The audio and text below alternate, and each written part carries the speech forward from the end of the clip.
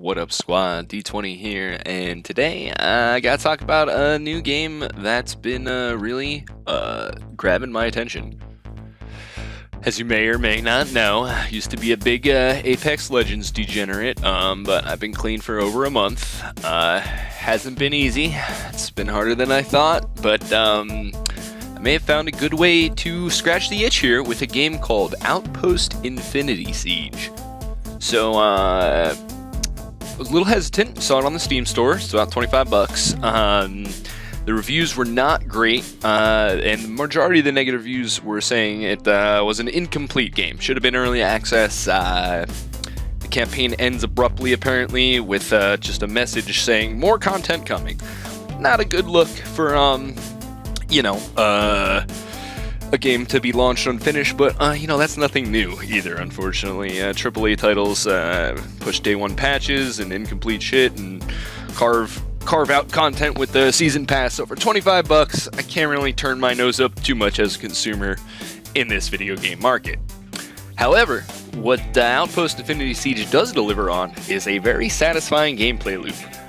So let's zoom out a little bit, give you an idea. Basically, it's in the future, AI robots take over. You're like the last bastion of humanity holding out, trying to survive or whatever. And you have this little, you build a base similar to like No Man's Sky almost, but it's a tower defense with like tower defense in mind.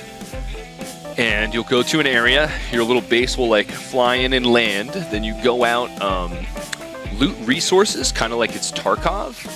And you have to put materials in your base to build some stuff while you're out. You've got to keep energy going by collecting various things as well to keep your base going. You have a limited amount of storage on yourself and on the base. So you go out, loot a bunch of stuff, load it into your base, and then evac the stuff. That sends it into your field supply.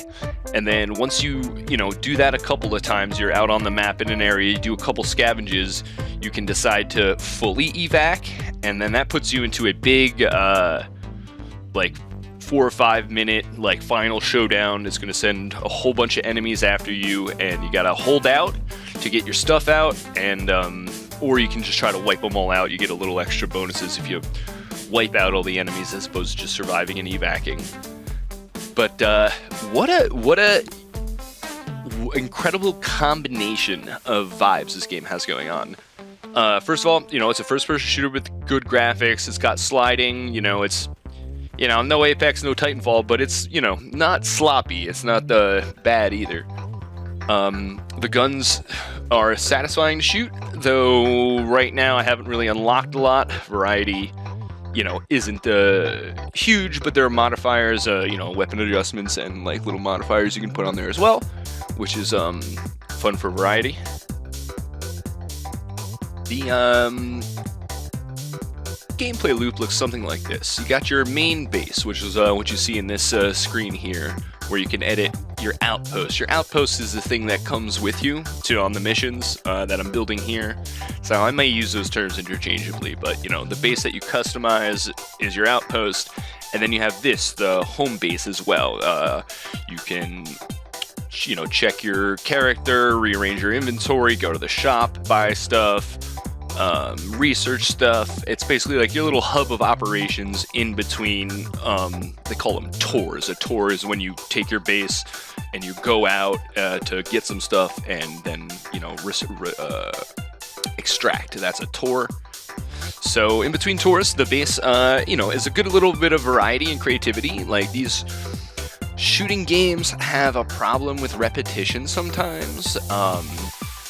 And the mix between scavenging and resource management, there's also some decent puzzles. Like you see here, there's a locked door. If you have somewhere else on the map, there'll be a switch, or you got to blow a door open and stuff. There are enemies on the little maps when you're out here on a tour before the big extract. There are some enemies, but usually, as long as you got 1 or 2 machine guns on your base, nothing's gonna attack your base. Sometimes there's a lot out in the field, so if you get too far out, you can get a little surrounded, but so far, the enemies have been pretty easy to deal with. So, this is much more exploration phase, kinda, of the game. These, the tours where you're just gathering resources. So another really appealing part about this game is I think there's kind of something for everyone in a way. Like a brain-dead shooter fan like me, cool, I can run at enemies and shoot and duck and dodge and, that's great, I'm happy. For some people, like I remember playing PUBG, some people just like to loot. They like the dopamine of picking up a little something and putting it in your backpack. And you definitely, this is a multiplayer game, by the way. You can play with, I believe, up to 3 of your friends or do random online lobbies, which is hella cool. I really need that social aspect in games nowadays. But yeah, you can, so if somebody really loves looting, great. Send them out to the buildings to, check all the corners for stuff, and I'll shoot stuff. You can manage the base if one person's, really architecturally Minecraft-pilled. They can, design the base and set up the turrets. You can set up additional turrets when you're out. Some of the stuff is always attached to your base, and then other stuff you can deploy while it's out on the field. So you can have one person in charge of that. Some people really like to just help out, and, your machine guns run out of ammo. So having one person refilling the machine guns with ammo, especially during the final phase, the busy extract phase, is definitely a beneficial thing. So for people who don't have too much in common, could really, get together in this game and have a good time. There's a lot of variety, honestly, to be had, and it's, basically tower defense, first-person tower defense. So if you like tower defense games and you kind of keep that in mind, you might have a good time. Yeah, it's a unique combination of genres and execution that I'm 13.5 hours in as of making this video, and it is just a very satisfying gameplay loop. Got XCOM 2 vibes just from the overworld and management. And, you're in your little base, you click around, do some stuff, and then you go out to the mission. That takes anywhere between a half hour and an hour at least, from what I've seen. The missions, I have few missions I've done so far. And yeah, it's just a really satisfying gameplay loop with a lot of genres being brought into play.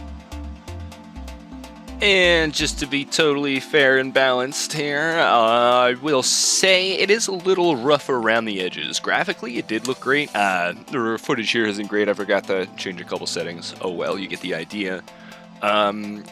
Occasional performance issue. I had one issue with a cinema scene, the story mode.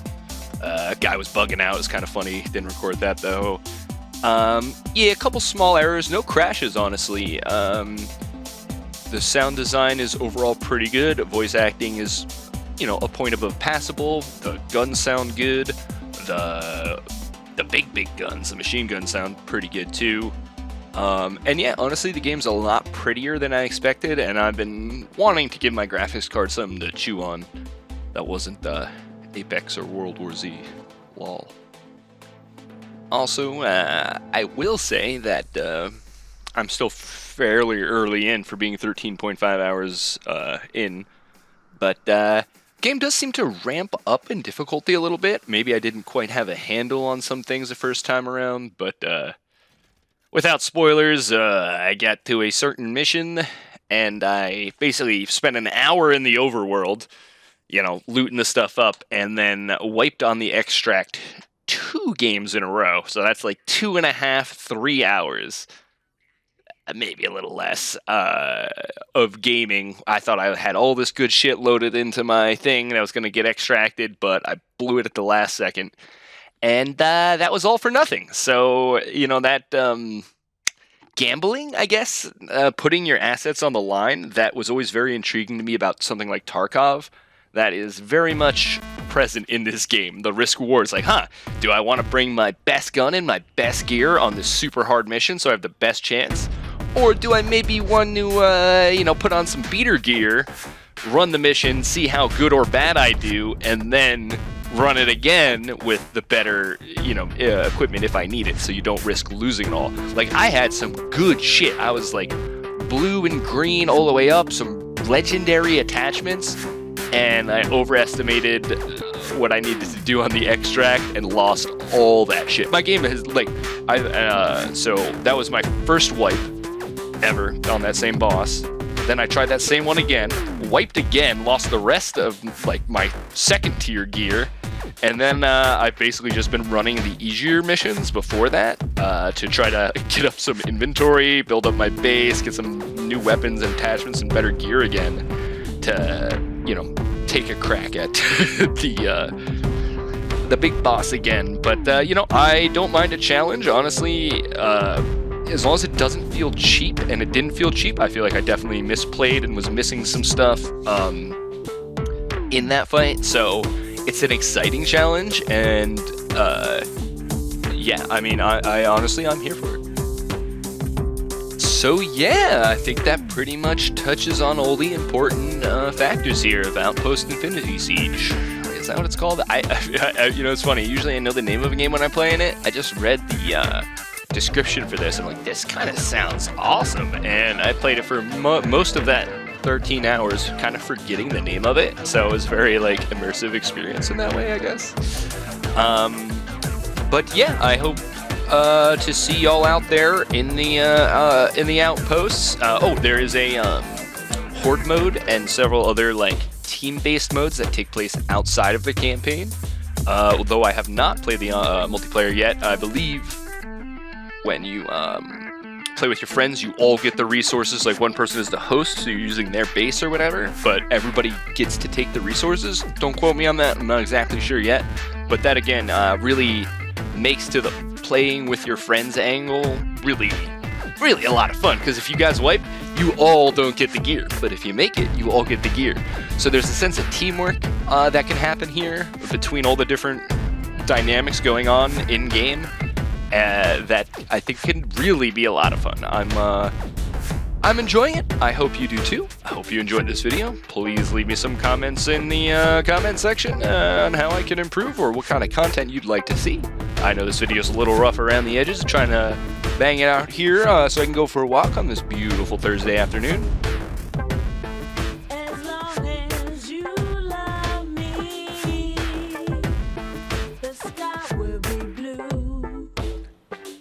Thanks again, squad. I've been D20. You've been great. Have a wonderful day, and I'll see you next time.